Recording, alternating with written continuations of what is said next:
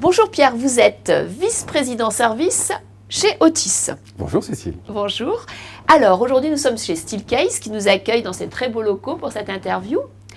Est-ce que vous pouvez nous expliquer pourquoi dans votre entreprise il a été important à un moment de faire du design thinking? Eh bien parce que nous sommes passés d'une économie du service à une économie de l'expérience. Et ça c'est extrêmement important pour nous. Otis est le premier transporteur au monde. Nous transportons en France l'équivalent de la moitié de la population française. Et en fait, nous sommes passés d'une économie du B2B à une économie du B2C. C'est-à-dire que nous transportons des gens qui ne sont pas nécessairement les clients qui achètent. Et réciproquement, ceux qui achètent ne sont pas forcément ceux que nous transportons. Et la parole des utilisateurs aujourd'hui est devenue essentielle. L'avis de l'utilisateur est essentiel. Ce qui nous a amené à développer des offres de produits et de services, non seulement pour nos clients, mais aussi pour nos passagers. Et pour ça, il a fallu s'intéresser à eux. Il a fallu co-générer des idées avec eux. Et nous avons mis en marche une grande démarche pour faire cela. Prenons deux cas concrets, par exemple. Premier cas, un ascenseur est immobilisé. C'est essentiel à la vie d'immeuble que de savoir comment fonctionne l'ascenseur. Et donc, en s'intéressant avec nos passagers à leur parcours quotidien au contact de nos produits, donc en les mettant concrètement dans une salle, en les écoutant, en faisant de l'observation ethnologique de ce qu'ils font, nous avons compris que le point de savoir ce qui se passait dans l'ascenseur était essentiel pour qu'ils puissent s'organiser. Et nous avons co-construit avec eux un mode de communication temps réel qui permet au technicien qui intervient de communiquer avec le passager sur ce qui va se passer quand son ascenseur sera disponible.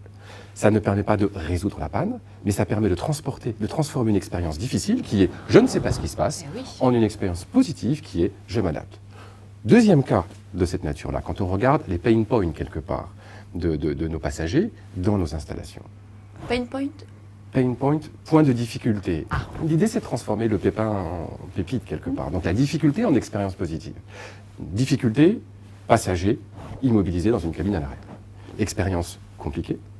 Jusqu'à présent, comment est-ce qu'on faisait pour régler ça? On essayait de s'organiser, d'aller plus vite, de mettre des équipes, etc. La vraie révolution était de se dire, on peut peut-être intervenir à distance. On s'est concentré sur comment transformer cette expérience délicate qui est « je suis immobilisé dans une cabine » en quelque chose qui devient presque normal en quelques minutes. Grâce à la technologie digitale aujourd'hui, dans certaines conditions, nous pouvons libérer le passager en quelques minutes. Et d'une expérience difficile, eh bien, ça devient quelque part un parcours quotidien, une expérience qui devient presque normale. L'appareil s'arrête, on intervient à distance, je sors. Voilà, s'intéresser au quotidien à ce que pensent nos passagers, leur apporter un service différent, c'est ça le design thinking pour nous, ça a passé par s'intéresser réellement à leur expérience au contact de nos produits. Oui, c'est très clair, c'est-à-dire que vous avez vraiment adapté votre stratégie sur l'expérience utilisateur. Mais Exactement. pour le manager, comment est-ce qu'on peut définir les compétences du manager designer? Alors pour faire ça, il faut être extrêmement agile, parce que ça veut dire se poser la première des bonnes questions, qui sont nos clients? Eh oui. Sont-ce nos clients qui payent ou sont-ce nos utilisateurs? Grande révolution. Ça veut dire qu'il faut qu'ils soient au contact de ces équipes et qu'ils encouragent la créativité co-générée entre les utilisateurs et nos équipiers. Et pour ça, on a créé un processus qu'on appelle l'incubateur. Nous avons créé une équipe dédiée en interne, composée de sociologues, de designers, d'ethnologues au niveau mondial, qui sont capables d'intervenir dans les pays et de créer un atelier de co-création. On prend des clients, on prend des équipes en interne, on les fait réfléchir sur ce sujet, typiquement le sujet de « tiens, j'ai besoin de savoir ce qui se passe dans mon immeuble quand l'ascenseur est à l'arrêt », jusqu'à créer un prototype. Puis une fois que le prototype est validé, on va faire, dans notre jargon, ce qu'on appelle un POC, un Proof of Concept. Autrement dit, on va tester auprès d'utilisateurs ce qui a été co-généré avec eux. Ça marche pas. Déjà, ça, c'est un grand changement. Accepter de faire des choses qui, peut-être, finalement, ne marcheront pas. Donc, accepter le risque ou accepter l'imperfection. Rôle du manager. Pousser cette culture du risque ou de l'imperfection. On va jusqu'au POC, et si ça marche, eh bien, on généralise. Et pour suivre ces pays et, quelque part, donner de l'énergie et de l'impulse au niveau d'une entreprise, on a créé l'incubateur. L'incubateur, c'est une structure qui finance, accompagne, donne l'environnement théorique pour que, en réunissant des groupes d'utilisateurs ou en réunissant des groupes interne, puisque la parole est à ceux qui font, eh bien, de l'idée jaillit le prototype, puis le test, et enfin, si ça marche, la solution.